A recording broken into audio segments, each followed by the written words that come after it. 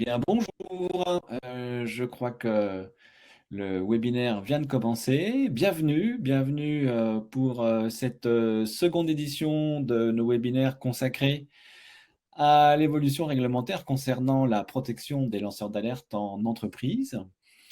Donc, on va, en attendant l'arrivée des derniers participants, procéder à quelques petits rappels. Alors, pour votre confort, on vous suggère d'éteindre votre caméra et de couper votre micro, ce qui vous assurera une meilleure réception image et son de ce qui vous sera présenté. Vous avez sur la droite de votre écran un chat qui est une zone qui vous est réservée pour éventuellement poser vos questions pendant tout le long de webinaire. Vous pourrez vous poser vos questions au fur et à mesure. Et puis, bien entendu, à la fin de notre présentation, nous reprendrons les questions et nous ferons fort d'y répondre afin donc de vous éclairer sur le sujet du jour, qui est comment se mettre en conformité vis-à-vis de la loi du 21 mars concernant la protection des lanceurs d'alerte en 4 étapes. Alors, comme je le disais, on va attendre encore un tout petit peu les dernières personnes qui sont en train de se connecter. Là, je regarde le compteur qui monte très rapidement. Alors, je vais en profiter pour vous présenter les intervenantes qui m'accompagnent aujourd'hui. Tout d'abord, Maître Vanessa Lehmann, bonjour. Bonjour Mathieu, bonjour tout le monde. Voilà, donc je suis avocat, je suis associée au sein du cabinet ACG et j'accompagne des entreprises en droit du travail, en droit social. Eh ben, merci Vanessa. Nous avons aussi la chance d'avoir avec nous Margot Desgeurs. Bonjour Margot. Bonjour et bonjour à toutes et à tous. Merci de votre présence pour ce webinaire.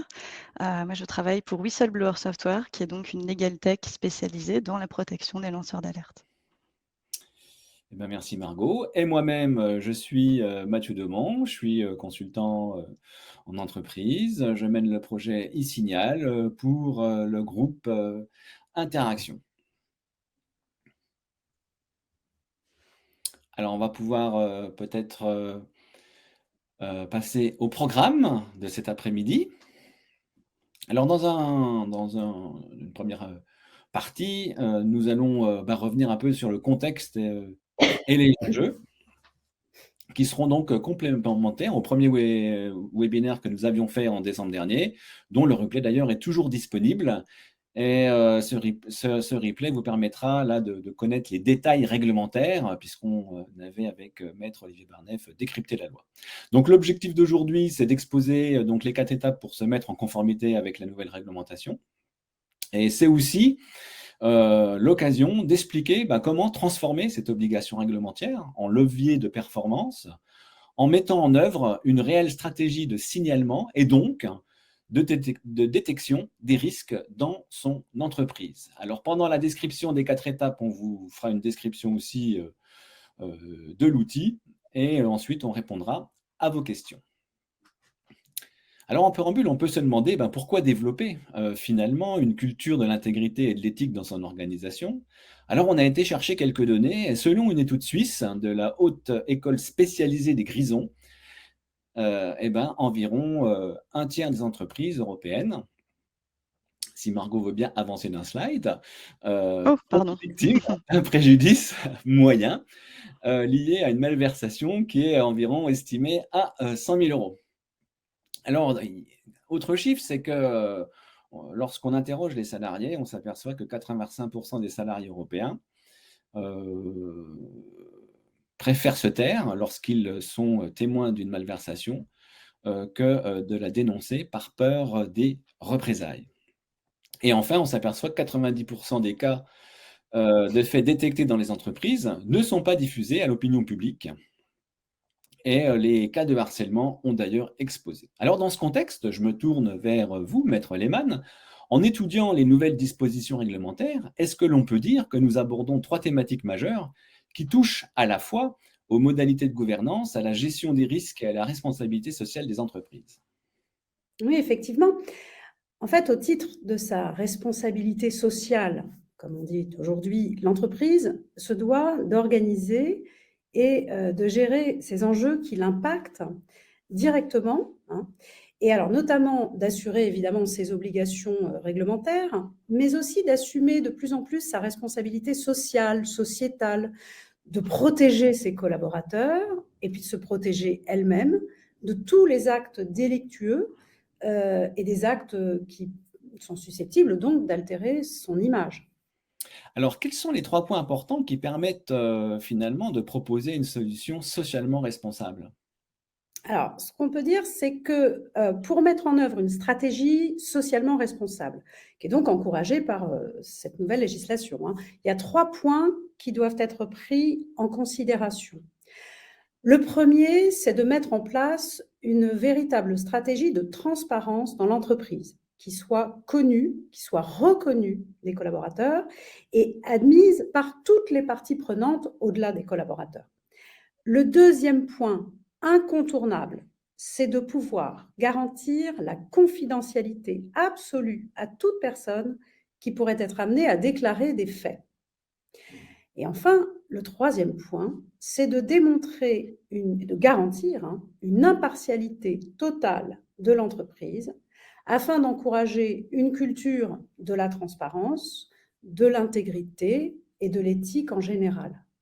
Alors, selon vous, quelles sont les fonctions qui sont impliquées dans l'entreprise à la mise en place d'un tel processus? Et puis, par extension, qui peut être lanceur d'alerte?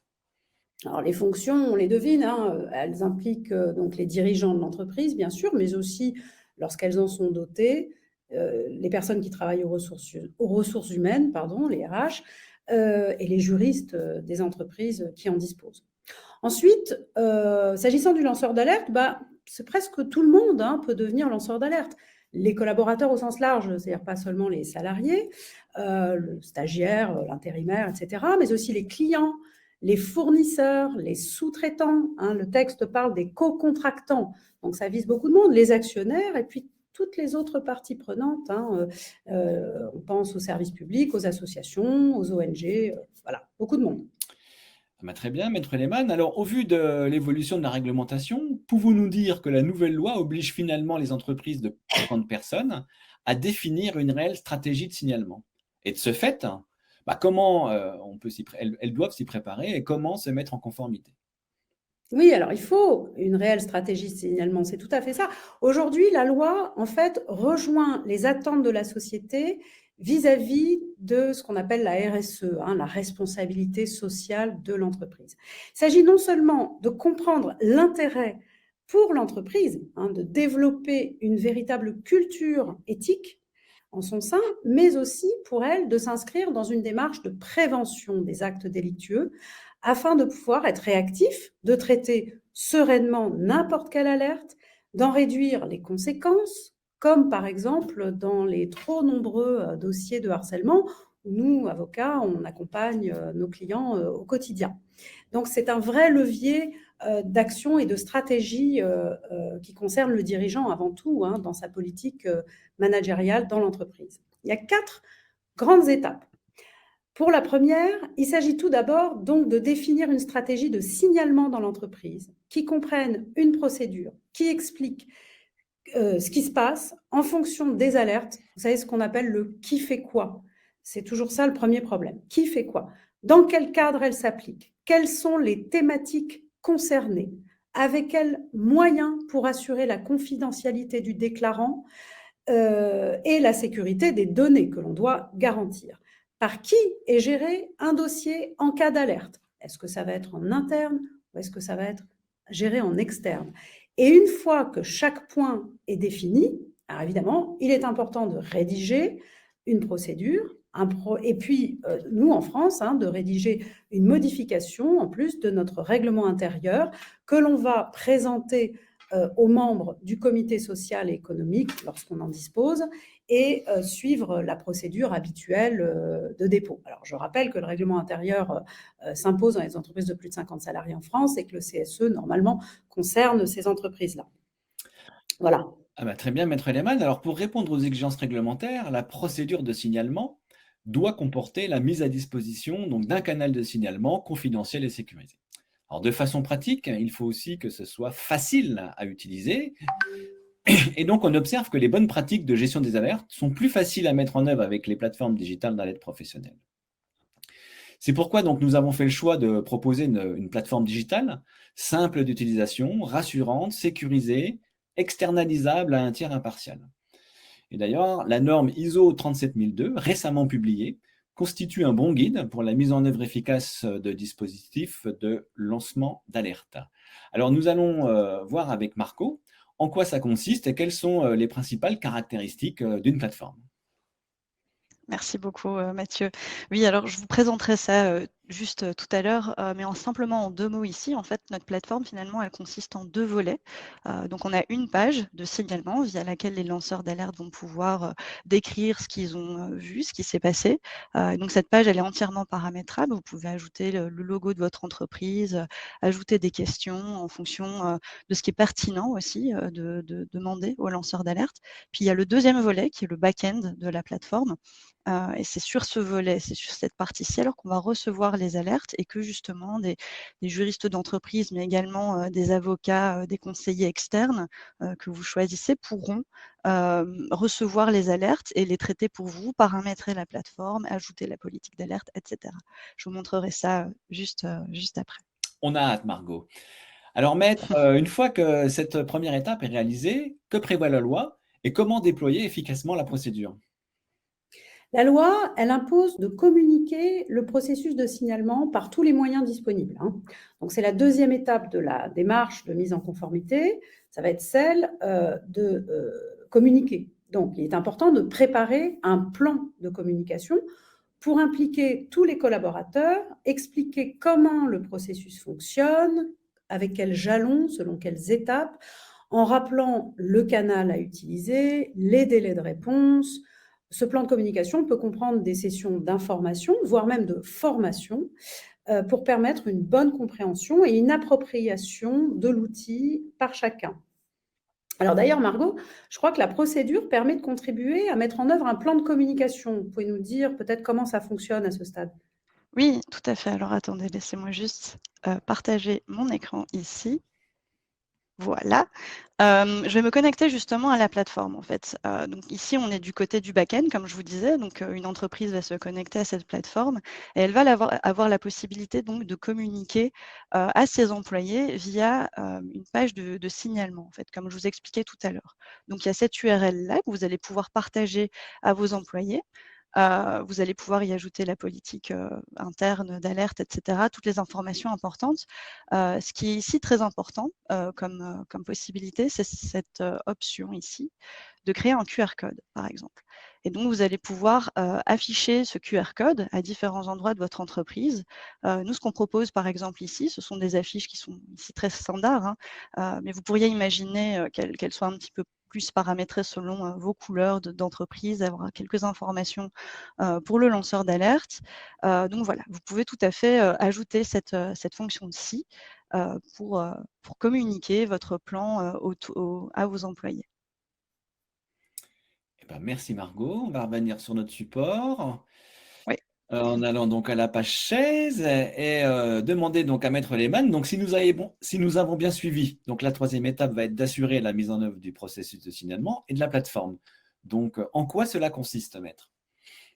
Alors, bah, comme toutes les plateformes, il faut paramétrer la plateforme digitale qui est utilisée comme un outil de signalement, conformément à la procédure qu'on a mise en place dans l'entreprise avant, bien sûr, parce qu'il y a des options à choisir, hein. La loi, donc, nous donne le choix, là aussi. Il y a deux manières de faire. Soit on nomme une ou plusieurs personnes en interne pour réceptionner les alertes et gérer le dossier, en considérant que ces personnes doivent avoir la confiance du reste des collaborateurs et que c'est un rôle qui les engage, hein. Ou alors, on peut aussi choisir une autre option qui est celle d'externaliser à un tiers impartial qui assure ce rôle pour l'entreprise conformément à ce qui est prévu dans le décret du 3 octobre 2022 qui prévoit cette possibilité. Une fois qu'on a réalisé ce choix, donc il faut paramétrer l'outil pour le rendre tout simplement opérationnel.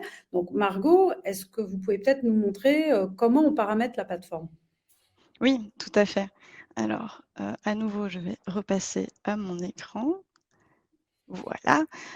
Donc on est ici à nouveau dans le back-end et vous voyez qu'il y a la section page de signalement. Donc c'est la page de signalement à laquelle auront accès les employés. Vous allez pouvoir ici la paramétrer. Comme on voit, il y a différents réglages. Donc vous allez pouvoir ajouter les paramétrages par rapport à l'anonymat, à la confidentialité des signalements. Est-ce qu'on va pouvoir voir qui sont les gestionnaires de cas qui vont recevoir ces alertes, ce genre d'éléments-ci. Vous allez pouvoir ajouter une page dans différentes langues. La plateforme est disponible dans plus de 70 langues, donc a priori, les besoins au sein de l'Union européenne seront couverts si vous êtes un groupe international, par exemple. Vous allez pouvoir ajouter ces pages et puis alors générer des formulaires. Donc ça, en fait, ce sont les questions, ce qu'on voit ici. Ce sont les questions qui vont être posées aux lanceurs d'alerte. Donc vous pouvez vraiment, il y a un choix illimité de questions que vous voudriez poser, vraiment pour essayer de comprendre le plus possible ce à quoi, ce que le lanceur d'alerte a vu, pardon. Ce que vous pouvez faire aussi, c'est ajouter différents départements, par exemple aussi des utilisateurs. Les utilisateurs, ce seront les personnes qui ont accès à la plateforme.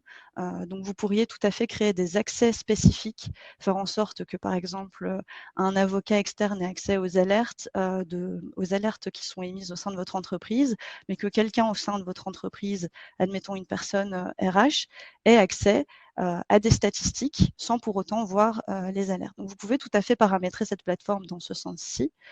Vous pouvez ajouter des départements, faire en sorte que si vous êtes à nouveau un groupe international, certaines alertes soient envoyées au sein du département français, mais qu'elles ne soient pas reçues au sein du département belge, par exemple. Donc vous pouvez vraiment sectionner et cibler les endroits où les alertes seront envoyées.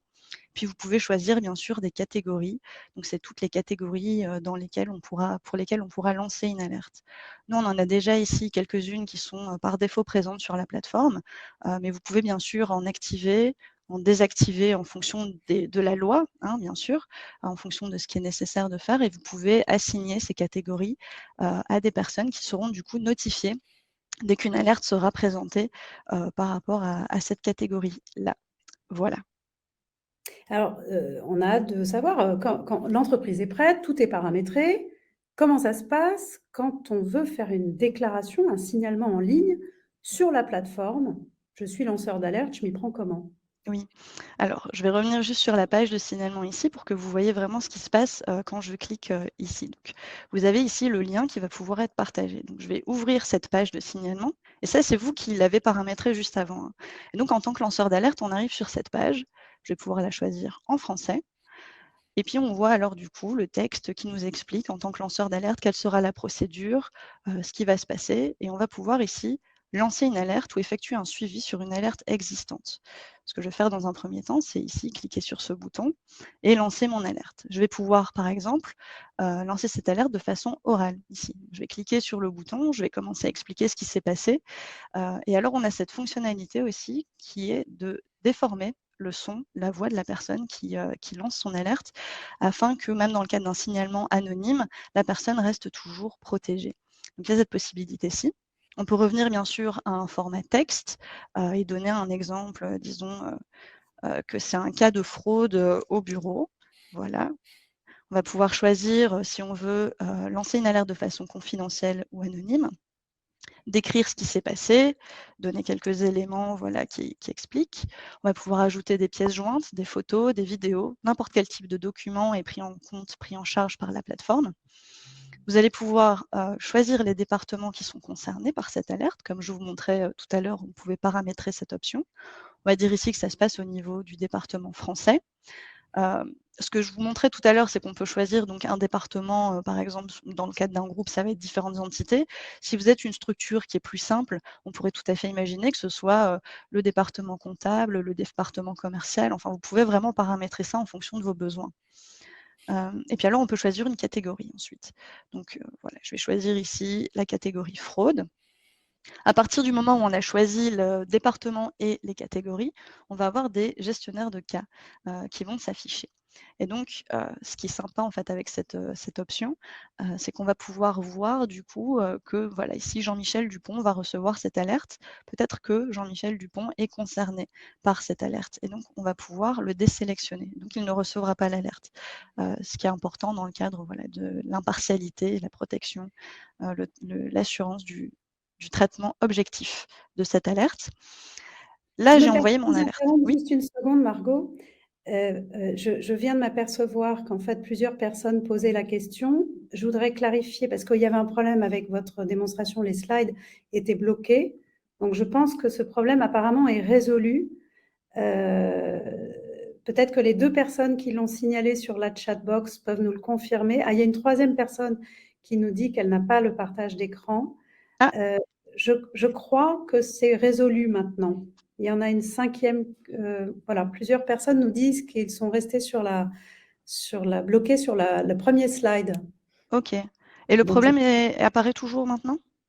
ah non, et après, voilà, il y a quelqu'un qui nous dit que Le partage ça fonctionne très bien. fonctionne apparemment. D'accord. Voilà. Je crois que c'est de nouveau fonctionnel. Je me suis permise de vous le dire parce que comme c'était effectivement sur voilà, ça fonctionne apparemment. Donc, s'il y a des personnes qui ont encore un souci, qu'elles n'hésitent pas Oui, bien sûr. à nous le dire dans la chatbox. Pardon de vous avoir interrompu. Non, il n'y a pas de souci. C'est important quand même qu'on puisse voir, Oui, la parce que je me suis dit présentation. que sinon vous alliez peut-être revenir un petit peu en arrière après. En tout cas, on a compris qu'on pouvait paramétrer et ensuite comment ça se passait pour déclarer en ligne. Il y a plusieurs manières de le faire, par écrit, avec la voix, etc. Et une fois qu'on a reçu donc ces signalements, il est primordial de pouvoir réagir lorsqu'il y a une alerte qui a été déclenchée, pardon. Donc, vous allez maintenant peut-être nous dire aussi comment ça se passe dans la gestion des signalements. Alors, je ne sais pas si vous aviez, apparemment, les gens n'ont pas bien vu les étapes d'avant à l'écran, mais je vous repasse la main, comme on dit. D'accord. En fait, c'était tout simple. C'était un simple formulaire en fait qu'on voyait juste ici, que le lanceur d'alerte va pouvoir remplir, tout simplement. Une fois qu'il a rempli ça, il appuie simplement sur le bouton envoyer.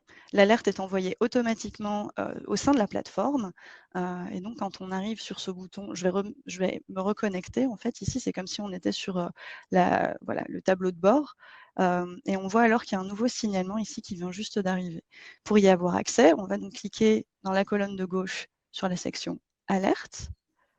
Et alors, à cet endroit-ci, on va pouvoir voir l'alerte qui vient juste d'être émise, comme vous disiez. Et donc, on voit qu'il y a par exemple une échéance ici avant laquelle on va devoir répondre. C'est traqué automatiquement par la plateforme. Donc, vraiment, ça vous permet d'être notifié déjà qu'il y a une alerte qui a été envoyée et puis ensuite de vous assurer que vous allez répondre dans les délais nécessaires. Parce qu'on peut imaginer qu'avec certains autres systèmes, il y a des alertes qui ne soient pas reçues ou qui soient mal voilà, qui soit reçu peut-être trop tard ou vu trop tard. Là, au moins, vous allez pouvoir vous assurer de répondre dans les délais. Et puis quand on clique sur l'alerte ensuite, on a accès donc à tous les éléments qui nous ont été fournis par le lanceur d'alerte. On va pouvoir ensuite entrer en contact directement avec lui, envoyer ici un message par exemple, lui dire bonjour, poser des questions, voilà, lancer la procédure disons. Et en fait, tous ces messages vont être reçus par le lanceur d'alerte. Il va pouvoir être notifié à chaque fois. Ça va permettre vraiment une communication fluide. On peut aussi l'informer ici, via cette section, que son alerte a bien été reçue dans les délais impartis. Donc voilà, il y a cette possibilité-là. Vous allez aussi pouvoir ajouter des utilisateurs externes à cette alerte une fois qu'elle a été reçue. Donc, admettons que vous ayez besoin d'être accompagné à un moment donné pour la gestion d'une alerte, vous allez pouvoir le faire ici en ajoutant un utilisateur. Et alors là, on voit les personnes qui ont accès à l'alerte en particulier. Et ça peut être tout à fait une personne externe à votre entreprise. Ce que vous pouvez faire aussi, c'est justement si vous voulez garantir la confidentialité de cette alerte, mais que vous avez malgré tout besoin d'un conseiller externe, vous allez pouvoir anonymiser le signalement et donc créer en fait un rapport en parallèle, si vous voulez, où vous allez retirer tous les éléments problématiques qui ne peuvent pas être communiqués en externe. Vous allez éditer ce rapport et donc il y a un nouveau rapport qui va être créé ici. Vous voyez qui est écrit qu'il a été anonymisé et ce rapport, vous allez alors pouvoir y ajouter des nouveaux utilisateurs et c'est un rapport en parallèle. Donc ça vous permet de travailler voilà, sur 2 volets en même temps. Vous allez pouvoir à chaque fois informer le lanceur d'alerte des différents statuts, à chaque fois qu'il y a un nouvel élément qui se présente. Vous pouvez aussi bien sûr laisser des notes en interne. Si vous avez des communications, des éléments, des nouveaux éléments qui se sont développés, vous pouvez ajouter ça ici. Voilà. Donc ça, c'est vraiment par rapport à la fonction et à la gestion de l'alerte en tant que telle. Eh ben, merci Margot. Et donc, maître, une fois que le gestionnaire de cas remonte une alerte, que se passe-t-il? Alors, l'entreprise, elle s'est bien préparée. Donc, il est impératif de suivre la procédure de traitement des signalements qu'on a mise en place. Vous savez, le qui fait quoi en cas d'alerte. Donc, on va effectivement d'abord évaluer Alors, on doit répondre dans un premier temps. On va évaluer la véracité. Quand je dis répondre, pardon, on va accuser réception. On va évaluer la véracité du signalement si nécessaire, en demandant des informations complémentaires pour statuer s'il y a besoin. Il faut que le lanceur d'alerte entre dans le cadre des lanceurs d'alerte. Il faut que ce soit des faits qui entrent dans le cadre de cette procédure. A priori, c'est pas on a oublié d'éteindre la lumière dans le couloir, vous voyez. Et puis, plus sérieusement, ne pas oublier tout de suite, très rapidement, de protéger les éventuelles victimes. Et puis, quatrièmement, déclencher une enquête interne ou externe, le cas échéant, et ça sera souvent le cas. Alors, en complément de la gestion d'alerte et des premières investigations, que préconisez-vous à vos clients dans de pareils cas? Alors, il est important d'étudier le plus rapidement possible quelles pourraient être les conséquences liées à l'alerte pour les personnes et l'entreprise. Alors, je rappelle que la loi fixe des délais. On a 7 jours ouvrés à compter de la réception du signalement pour en accuser réception. D'où l'utilité de ce genre de plateforme, parce que ça va très très vite et c'est cadré. Donc 7 jours ouvrés pour adresser un accusé-réception. Et ensuite, on a un délai de 3 mois à compter de cette accusé-réception ou du terme du délai de 7 jours ouvrés pour communiquer de manière motivée des informations donc, sur les mesures envisagées ou déjà prises pour évaluer l'exactitude des allégations et éventuellement remédier à la situation. Et puis alors, en complément, on préconise de mettre en œuvre immédiatement une stratégie de traitement.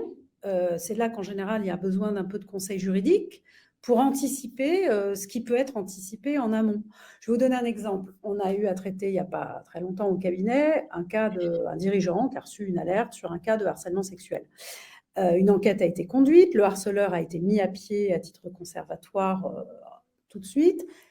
Personne n'avait abordé, avant qu'on mette notre casquette d'avocat dedans, n'avait abordé le volet, la dimension pénale de ce dossier. Donc, personne n'avait avisé ce qu'on appelle le parquet, le procureur de la République ou ses services, même si le choix de porter plainte ou pas appartient uniquement à la victime directe d'une infraction supposée, c'est évidemment dans une démarche stratégique quelque chose qu'il faut intégrer à notre réflexion, même si on n'ira pas toujours dans cette voie-là, encore une fois. Donc beaucoup de choses à faire rapidement. D'accord. Et donc, comment se passe l'enquête et quel est le timing que vous préconisez? Alors le timing, à part les deux, ce qui est un peu compliqué, c'est qu'à part les 2 délais que je viens de rappeler, 7 jours et 3 mois, il ne faut pas oublier que, comme souvent dans le domaine juridique, on doit tricoter différentes mailles du pullover, parce qu'il ne faut pas oublier aussi qu'on est tenu par le délai de la prescription disciplinaire. Et vous le savez certainement, ce délai, il n'est que de 2 mois. En France, l'employeur a 2 mois à compter de la découverte des faits pour prendre, s'il l'estime nécessaire, une sanction disciplinaire pouvant aller donc jusqu'au licenciement de l'auteur des faits qui ont été dénoncés. Donc même si on a dit juste avant, on a 3 mois pour non pas remédier, mais dire ce qu'on envisage de faire pour remédier, si on n'a pas encore remédié, en réalité, s'il y a quelqu'un à sanctionner, ça va beaucoup plus vite que ça. Un des problèmes juridiques auxquels on va être confronté, parce qu'évidemment, on n'a pas encore de recul de la jurisprudence, c'est de savoir où est-ce qu'on va placer le point de départ, par exemple, de ce délai de 2 mois. Est-ce que ça va être à compter du jour où la personne a dénoncé les faits et a activé cette plateforme? Est-ce que c'est à compter de la fin de l'enquête? La Cour de cassation l'avait dit à propos de la restitution d'un rapport d'enquête par un CHSCT. On ne sait pas encore comment ça va se passer avec ces plateformes, mais vous avez compris, le propos, c'est de dire qu'il faut quand même agir vite et que donc plus on s'est préparé en amont à froid et non pas à chaud, eh ben, plus on est réactif et plus on a externalisé les choses, plus on peut garantir aussi une efficacité, une rapidité et puis une certaine impartialité. Et nous, le chef d'entreprise en interne, se concentrer avec ses conseils sur la stratégie ensuite. Et puis, on préconise donc d'externaliser souvent la réalisation de l'enquête à un tiers externe qui va réaliser des entretiens, qui va rédiger un rapport et dont les conclusions orienteront probablement, mais pas forcément, le dirigeant dans les suites à donner et la décision à prendre lorsqu'elle s'imposera. Eh ben, je vous remercie pour toutes ces précisions. Notre partenaire, représenté ici par Margot, est spécialisé donc dans le signalement digital. Margot, quelle est l'origine du savoir-faire de votre société? Alors, on accompagne, nous, des entreprises dans plus de 10 pays de l'Union européenne. C'est une aventure qui a commencé au Danemark, hein. C'est le 1er pays qui s'est conformé à cette directive européenne. Donc, on a vraiment une longue expérience avec beaucoup d'entreprises qui ont décidé d'utiliser ce logiciel. Et ce qu'on constate, en fait, c'est que la grande majorité des entreprises qui possèdent un dispositif d'alerte interne sont vraiment convaincues de son utilité et de son efficacité, justement, parce qu'il y a ces systèmes de notification, par exemple. Et alors l'étude suisse dont on vous parlait tout à l'heure démontre justement que c'est un système qui permet à la moitié des entreprises de détecter jusqu'à 80% des préjudices. Ben, merci Margot. Donc de notre côté, pour aider les entreprises qui recherchent à favoriser un bon niveau de confiance, il nous a paru indispensable d'associer le savoir-faire de consultants à l'outil digital, ainsi que l'expertise juridique du cabinet d'avocats ACG pour proposer des solutions à celles qui souhaitent être accompagnées pour élaborer, déployer et animer leur stratégie de signalement dans le cadre de la mise en conformité, mais aussi, comme nous l'avions indiqué en introduction, dans le cadre de leurs engagements sociétaux pour celles qui seraient en démarche RSE ou dans le cadre de la prévention des risques psychosociaux ou dans le cadre du déploiement d'une charte éthique. Tous les cas sont possibles. Donc, il est primordial que chaque situation dispose d'une solution adaptée à ses besoins et c'est l'idée de nos packs de services, car notre ambition, elle est de faire bénéficier aux entreprises d'une expertise complète pour contribuer à la réussite de vos projets de développement en vous mettant à disposition un levier d'amélioration, donc sur le respect de l'intégrité et de l'éthique. Alors, je vous présente ici les packs qui sont en fait des solutions adaptées à chacun pour ses besoins. Ça va d'un contenu relativement simple avec l'outil jusqu'à une solution qui permette d'être accompagné en amont, de paramétrer l'outil, de le mettre en place et d'externaliser avec le pack Sérénité la gestion des alertes telles que Maître Lehmann nous l'exposait il y a quelques minutes. Alors en conclusion, pour développer un bon niveau de confiance, ce qui est en fait notre ambition pour les entreprises, il est primordial de favoriser un environnement ouvert et transparent où chacun peut agir pour le bien de tous en signalant des éventuels faits répréhensibles sans avoir peur des représailles. Alors, pour suivre l'actualité sur les processus de signalement, on vous propose de scanner ce flashcode qui vous permettra d'avoir accès aux articles de presse, aux programmes de webinaires, puisque nous aurons environ un webinaire mensuel, et à nos réflexions sur les sujets que nous avons évoqués aujourd'hui. Et donc, vous pourrez suivre via notre page LinkedIn en scannant ce flashcode. Alors, voici que nous arrivons donc au terme de notre webinaire. On vous remercie d'y avoir participé. Alors, je vois qu'il y a déjà des questions qui sont arrivées dans le chat et donc vous pouvez continuer à les poser. Vous pouvez également profiter du lien que je vous poste dans le chat pour éventuellement prendre rendez-vous en visio pour qu'on puisse étudier avec vous votre situation. Pour voir quelle serait la meilleure solution ou me contacter à l'adresse mail qui est indiquée. Qu'est-ce qu'on peut vous dire d'autre? C'est que le prochain webinaire aura lieu le 10 mars. Donc, il sera sur une thématique de l'apaisement et comment favoriser la confiance. Et pour le moment, donc, nous allons répondre aux questions que vous avez bien voulu nous poser. Alors, il y en a une qui est déjà arrivée dans le chat qui va s'adresser certainement à Maître Lehmann. L'entreprise a-t-elle l'obligation d'informer le parquet en cas de harcèlement sexuel ou harcèlement moral? Alors, oui, j'ai vu. C'est pas une obligation, en fait, c'est un conseil lorsque le salarié est en danger. Enfin, je dis le salarié, la victime, on va dire. Ça fait partie de l'obligation générale de sécurité du chef d'entreprise. Alors, il n'y a pas d'automaticité, pardon, dans mon propos.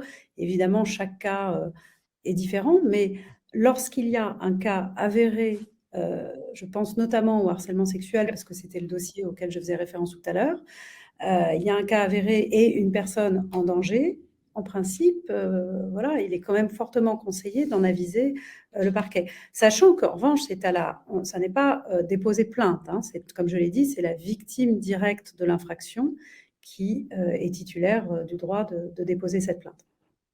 Je ne vais pas être trop longue dans mes réponses, bien sûr.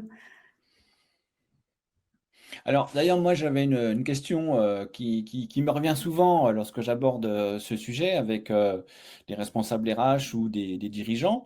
C'est de dire, bah, finalement, mais de quel fait on parle? Qu'est-ce qui rentre vraiment dans le domaine de l'alerte?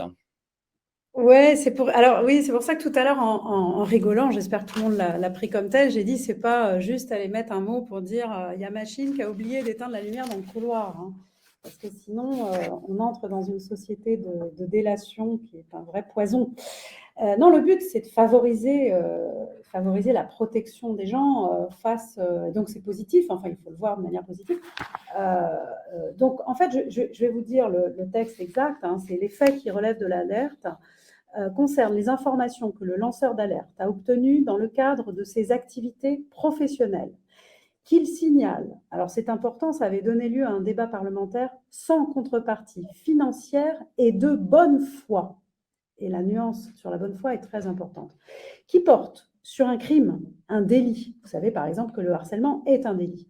Une menace ou un préjudice pour l'intérêt général, une violation ou une tentative de dissimulation d'une violation, d'un engagement international régulièrement ratifié ou approuvé par la France, d'un acte unilatéral d'une organisation internationale pris sur le fondement d'un tel engagement. Bon, le droit de l'Union européenne, la loi ou les règlements. Vous voyez, c'est quand même très large. Et donc, moi, c'est vrai que j'ai parlé spontanément du harcèlement parce que j'interviens essentiellement en droit du travail, mais on pense évidemment aussi à tout ce qui concerne la protection de l'environnement aujourd'hui, dont on sait que c'est un thème d'actualité qui a été renforcé, notamment dans les attributions, qui a été renforcé récemment, pardon, dans les attributions du CSE. Hein. Donc, un texte qui est à la fois très large, mais en même temps qui est censé concerner des faits d'une gravité, hein, puisqu'il s'agit de violations, encore une fois, de règlements, de lois ou d'engagements internationaux. Voilà. Mais un texte quand même assez large. Ok, bien compris. Alors, on a une autre question.